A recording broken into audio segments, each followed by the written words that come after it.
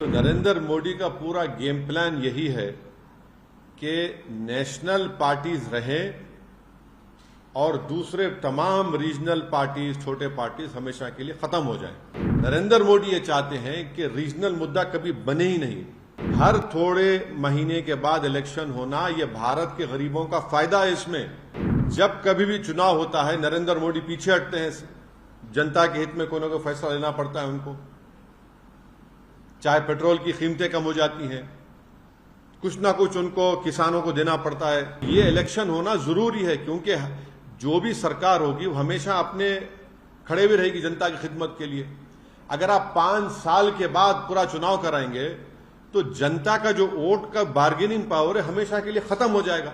एक लेजिस्लेचर होगा, विधानसभा, तो उसका टाइम होगा ना, टाइम पर चलेगा, वो अपने टाइम पर खत्म होगा।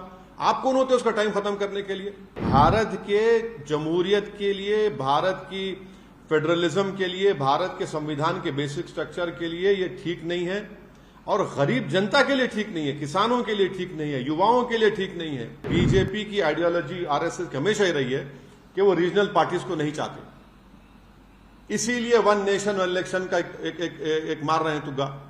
हम तो इसकी मुखालिफत किए हैं और मुखालिफत करेंगे, अपोज करेंगे। मोदी सरकार ये कह रही है कि हमको एक पूरे इलेक्शन एक साथ करा देंगे हम, एडमिनिस्ट्रेटिव कन्वीनियंस, इकोनॉमिक वायबिलिटी। तो अगर कॉन्स्टिट्यूशनल रिक्वायरमेंट्स अगर फाइनेंशियल और एडमिनिस्ट्रेटिव कंसिडरेशंस पे होगा तो ये तो अलग कॉन्सिक्वेंसेस होंगे, इसके एब्सर्ड कॉन्सिक्वेंसेस होंगे। तो फिर अगर आप ये बोलेंगे भाई सिविल सर्विस काम नहीं कर रहा है, पुलिस काम नहीं कर रही है, निकाल दो। जुडिशरी में बहुत से केसेस पेंडिंग है, जुडिशरी को बंद कर दो। तो ये ऐसा नहीं हो सकता है। इसीलिए ये जो वन नेशन वन इलेक्शन की बात नरेंद्र मोदी 2019 से कर रहे हैं, 2019 में जब उनको दोबारा कामयाबी मिली तो उस वक्त ऑल पार्टी मीटिंग हुई थी पार्लियामेंट की, लोकसभा की लाइब्रेरी में। उसमें तमाम पार्लियामेंट में जितने एमपीज थे, लोकसभा राज्यसभा, उनके पार्टी के लीडर्स को बुलाया गया। उस मीटिंग में मुझे अच्छी तरह याद है कि मेरी पार्टी और लेट हमारे जो सीपीएम के लीडर सीताराम येचुरी, हमने इसकी मुखालिफत की थी। तो नरेंद्र मोदी का पूरा गेम प्लान यही है कि नेशनल पार्टीज रहें और दूसरे तमाम रीजनल पार्टीज, छोटे पार्टीज हमेशा के लिए खत्म हो जाएं। आप देखिए कि अगर नेशनल इलेक्शन होगा तो मुद्दा नेशनल होगा, रीजनल इलेक्शन होगा असेंबली का, विधानसभा का, तो रीजनल मुद्दा होगा। नरेंद्र मोदी ये चाहते हैं कि रीजनल मुद्दा कभी बने ही नहीं। इलेक्शन होगा, अगर हैदराबाद पार्लियामेंट का इलेक्शन होगा तो जाहिर है दिल्ली में जो भी जीत कर जाएगा क्या करेगा। असेंबली का तेलंगाना का इलेक्शन होगा तो भाई आप किसान को क्या देने वाले हैं, हाँ, आप कितने सोशल वेलफेयर के स्कूल्स खोलने वाले हैं, आप हैदराबाद के डेवलपमेंट के लिए क्या करेंगे। तो बीजेपी यही चाहती है कि ये वन नेशन वन इलेक्शन करवाकर रीजनल पार्टीज को कमजोर करके रख दिया जाए। और ये बार बार इनका आर्ग्यूमेंट है कि नहीं, हर थोड़े दिन का इलेक्शन हो रहा है, हर थोड़े महीने के बाद इलेक्शन होना, ये भारत के गरीबों का फायदा है। इसमें फायदा क्यों है बता रहा हूं मैं आपको। जब कभी भी चुनाव होता है नरेंद्र मोदी पीछे हटते हैं। जनता के हित में कोई ना कोई फैसला लेना पड़ता है उनको, चाहे पेट्रोल की कीमतें कम हो जाती हैं, कुछ ना कुछ उनको किसानों को देना पड़ता है।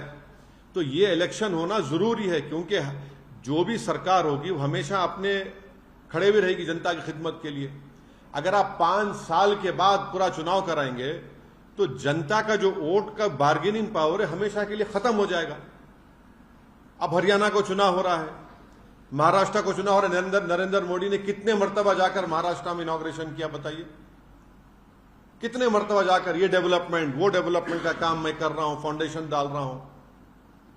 तो इससे भारत के गरीब मतदानों का, स्टेट्स का बहुत बड़ा नुकसान होगा और कॉन्स्टिट्यूशन का बेसिक स्ट्रक्चर का हिस्सा है। अब आप एक लेजिस्लेचर का एक टाइम है। अब तेलंगाना का इलेक्शन होगा 28 में, पार्लियामेंट का इलेक्शन होगा 29 में, अब महाराष्ट्र का इलेक्शन होगा अभी नवंबर में, 5 साल के बाद होगा। 29 में होगा, बिहार का इलेक्शन होगा, बाद में होगा। आप कैसे सबको उसका टाइम कैसे खत्म करेंगे? आप होते कौन है टाइम खत्म करने वाले? एक लेजिस्लेचर होगा, विधानसभा, तो उसका टाइम होगा ना, टाइम पर चलेगा, वो अपने टाइम पर खत्म होगा। आप कौन होते उसका टाइम खत्म करने के लिए? अब जीएचएमसी का है, अब उसका टेन्योर खत्म होने वाला है, आप बोलेंगे नहीं हम एक साथ कैसे कराएंगे? आप क्यों कराएंगे? अच्छा, बीच में अगर सरकार गिर गई, क्या करेंगे आप? फिर क्या करेंगे आप? तो ये भारत के जमहूरियत के लिए, भारत की फेडरलिज्म के लिए, भारत के संविधान के बेसिक स्ट्रक्चर के लिए ये ठीक नहीं है, और गरीब जनता के लिए ठीक नहीं है, किसानों के लिए ठीक नहीं है, युवाओं के लिए ठीक नहीं है। पैसे तो हर इलेक्शन के लिए अलॉकेट होते हैं ना, विधान, अब बिहार का या हरियाणा का हो रहा है, उसके लिए तो कश्मीर का हो रहा है, तो पैसे अलॉट हो रहे हैं, महाराष्ट्र का होगा पैसे अलॉट होंगे, और फिर उसके बाद झारखंड का पैसे अलॉट होंगे। तो ये नहीं, ये देखिए, कॉन्स्टिट्यूशन जो है ना, आप एडमिनिस्ट्रेशन को, कॉन्स्टिट्यूशन की जो स्कीम है, आप ये नहीं बोल सकते नहीं पैसे बचाने का। पैसे बचाने तो फिर कल कोई उठ के बोलेगा पुलिस को बंद कर दो, आईपीएस को, कोई बोलेगा कोर्ट में इतना पेंडिंग है। कन्वीनियंस के ऊपर ये सब नहीं करेंगे ना, कॉन्स्टिट्यूशन चलेगा तो कॉन्स्टिट्यूशन प्रिंसिपल्स के ऊपर चलेगा। तो बेसिकली नरेंद्र मोदी सिर्फ, क्योंकि बीजेपी की आइडियोलॉजी, आरएसएस की हमेशा ही रही है कि वो रीजनल पार्टीज को नहीं चाहते, इसीलिए वन नेशन वन इलेक्शन का एक